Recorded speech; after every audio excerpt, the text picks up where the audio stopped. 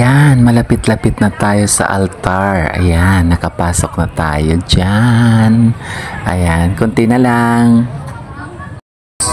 Salamat kita sa kasing-kasing ating Diyos. Hindi kalimutan na katulid sa mga panalangin.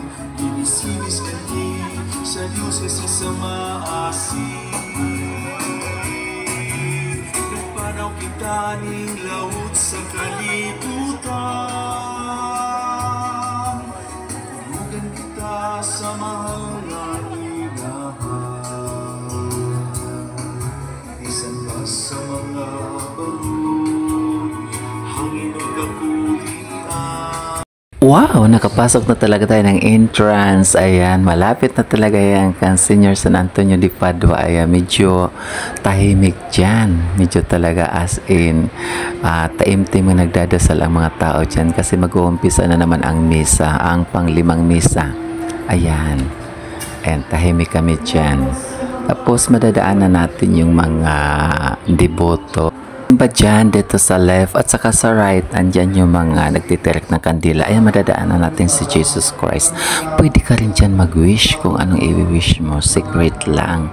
Ayan, kaya habang 5-5 lang ang pinapapasok, dito muna tayo. Masid muna tayo. Masid. Ayan, pinapasok na kami. 5-5 lang ang pinapapasok kasi para solemn talaga. Ayan, mahihipo ko na ang salamin ni Senior San Antonio de Padua.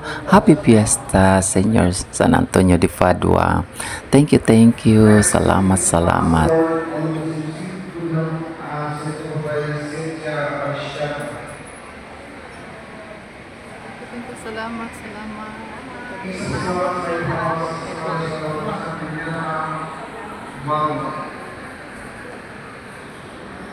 Thank you. Salamat.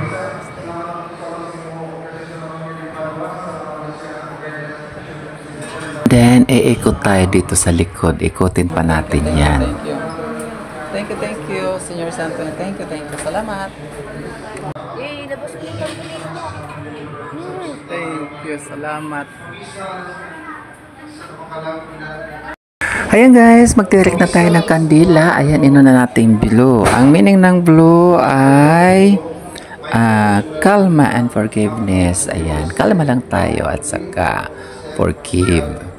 And then, sinunod natin yung yellow. Ang yellow naman ay joy, hope, and focus. Focus lang tayo at saka mag-enjoy lang tayo at saka maniwala lang tayo. Ayan. At ang last natin ay ang green, ang abundant at saka healing. Ayan, salamat sa Diyos sa lahat-lahat. Thank you. Salamat sa mga healing na natanggap. Thank you so much. Thank you, Senior San Antonio de Padua. Salamat, Thurs. Thank you. Salamat. More blessings to come. Happy Fiesta, Senior San Antonio de Padua. Thank you.